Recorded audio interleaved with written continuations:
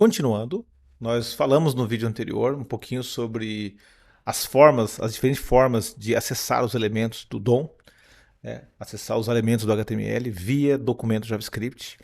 E agora nós vamos ensinar um pouquinho sobre variáveis. Nós já vimos um conceito aqui de variáveis, que é o array, mas agora nós vamos tentar entender um pouco mais como que isso funciona. Então vamos lá. Então, variável nada mais é que uma posição de memória, um espaço reservado na memória do computador para que a gente possa armazenar aqui dentro dela algum dado, algum conteúdo. Tá? Então, esse dado, imagina que eu quero guardar um número. Então, esse dado, também conhecido como literal, vai ocupar um espaço de memória e toda variável possui um identificador.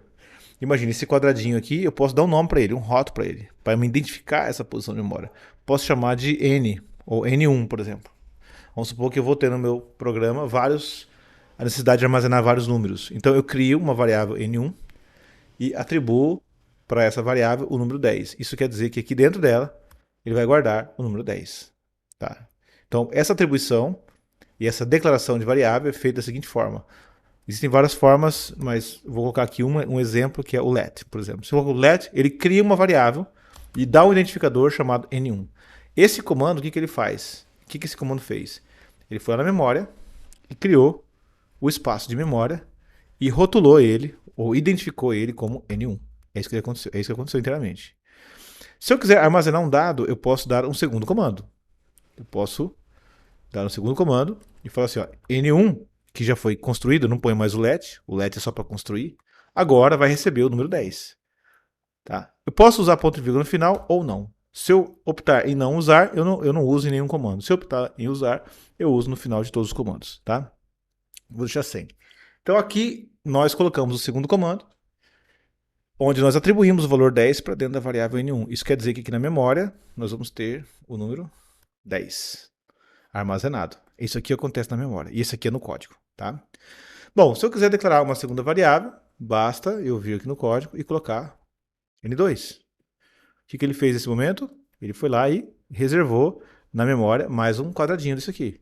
E rotulou esse quadradinho de N2. Por que ele rotula? Porque depois eu quero acessar essa variável, tanto para atribuir um dado dentro dela, ou para eu modificar, consumir esse dado. Então eu preciso colocar aqui N220, por exemplo. Então isso quer dizer que eu coloquei o número 20 aqui dentro. Eu atribuí o número 20 ali dentro. Então o identificador me leva até aquela posição. Ele encontra na memória, porque a memória é grande, é vasta, tem várias variáveis aqui dentro, e o identificador me ajuda a encontrar essa posição, tanto para acessar o conteúdo, quanto para atribuir algum conteúdo. Por exemplo, se eu quiser realizar uma operação com 10 e com 20, eu posso usar os identificadores, por exemplo, N1 mais N2. Isso aqui é um operador matemático. Se esses dados forem numéricos, ele vai realizar uma soma. O resultado dessa operação vai ser 30. Mas se os dados que estão aqui dentro não são numéricos, um deles pelo menos é um texto, ele não vai realizar uma operação de soma, porque o operador mais ele tem dois poderes. Um de fazer uma soma aritmética e o segundo de fazer uma concatenação, ou seja, juntar os dados e formar um texto maior contendo os caracteres da primeira posição mais da segunda. Na prática, o N1 mais o N2 vai ser igual a 30. Isso aqui é um dado que vai ser calculado a partir dos dados que estão armazenados nessas duas variáveis. Eu também posso criar uma segunda variável, uma terceira variável, por exemplo. Antes de fazer esse cálculo, eu poderia ter feito isso aqui. Não, eu vou criar uma outra variável antes de fazer esse cálculo, chamado R.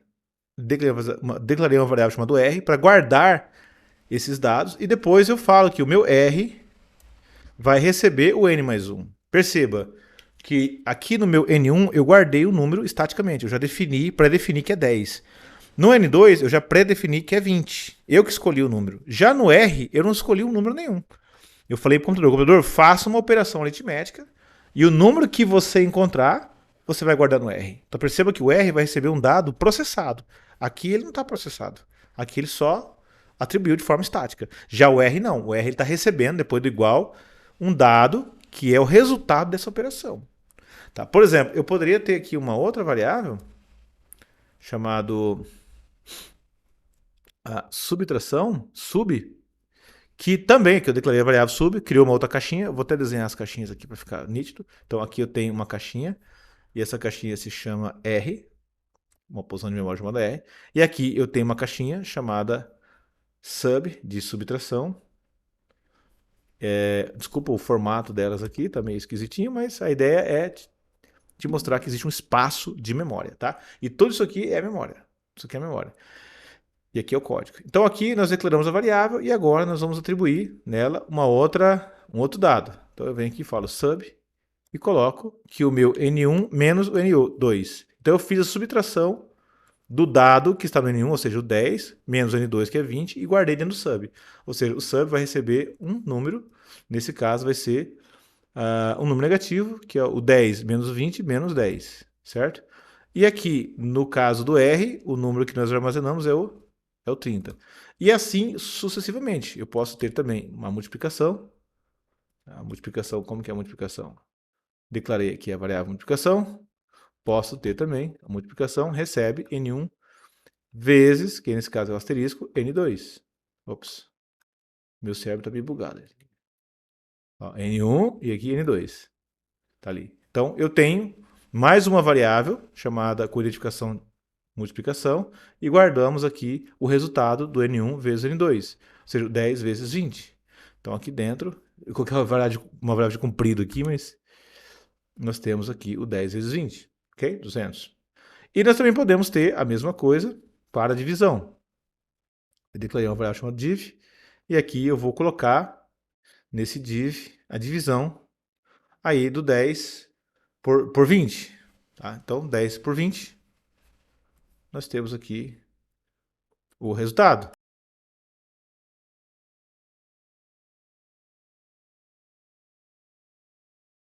0,5. Nesse caso, o resultado é fracionário, porque normalmente uma divisão pode chegar no resultado fracionário. Ok? Então perceba que eu declarei, atribuí, declarei, atribuí, declarei, atribuí, declarei, atribuí, declarei, atribuí e declarei, atribuí. A diferença dessas atribuições aqui é que elas são processadas, são resultados de um cálculo. E aqui eu deixei duas variáveis fixas com dois valores estáticos. Tá? Então, continuando um pouquinho esse conceito aqui de variáveis, o que nós temos? Vou pegar aqui esse exemplo aqui do N1. Tá? O que nós temos aqui é a declaração de uma variável. Nós temos aqui um outro formato, uma outra forma de jogar o valor. Eu poderia também dizer assim, ó, vou chamar aqui a variável N3. Tá? Coloquei aqui o N3. Eu também posso, no ato que eu declaro, eu já fazer a atribuição, se eu quiser. Eu estou inventando uma nova variável aqui. Então, aqui eu tenho o identificador, aqui eu tenho o dado, ou o literal, que está sendo atribuído dentro. E let é uma palavra-chave do JavaScript que me permite declarar. Existem outras palavras-chave que nos permitem criar esses espaços. Então, os mais comuns são let, e aqui o nome da variável. Nós podemos colocar var e o nome da variável. Vou chamar aqui de v1 e aqui de v2. Nós também podemos chamar de const e o nome da variável. Apesar de ser const, estou colocando aqui como se fosse uma variável. Existe uma diferença entre elas, né? Com relação ao scope e etc. Não vou ensinar agora. Mas, basicamente, a diferença entre os dois de cima fazem praticamente a mesma coisa. Eles criam um espaço de memória e armazena. O de baixo também cria um espaço de memória e armazena. Então, nesse ponto, os três fazem a mesma coisa. Os dois, o que define a diferença do let e do var é o tempo de vida, é a visibilidade, na verdade. Onde que essa variável vai ser enxergada a nível de escopo e a outra, mas a gente não vai ver isso agora. Tá? Só questão de visibilidade das variáveis e acesso a elas. E o const quer dizer que uma vez que eu atribuo um dado para ela, eu não posso reatribuir novamente. Por exemplo, aqui eu falei que o meu R é n mais 1. Mas eu poderia, depois desse comando, falar que o meu R é n, por exemplo, é n1 mais n2. Eu posso falar que é n1 menos 10. Eu inventei uma nova operação aqui, nova operação matemática, e reatribuir no meu R. O meu R aceita reatribuições. Eu coloquei uma vez, depois posso de novo e assim vai. Ele não fica bloqueado. Agora, se eu colocar um const, se esse aqui fosse um const, por exemplo, ao invés de um R, ele fosse uma constante, então ele poderia receber, mas depois ele não poderia ser sobrescrito. Uma vez atribuído, ele não pode mais receber dados nele, só uma vez, tá ok? Então, é basicamente isso daqui. Identificador, literal ou dado, comando, a palavra-chave que vai construir a variável na memória. Tá beleza? Então é isso aí. No próximo vídeo nós vamos aplicar isso aqui no código. Então, até lá.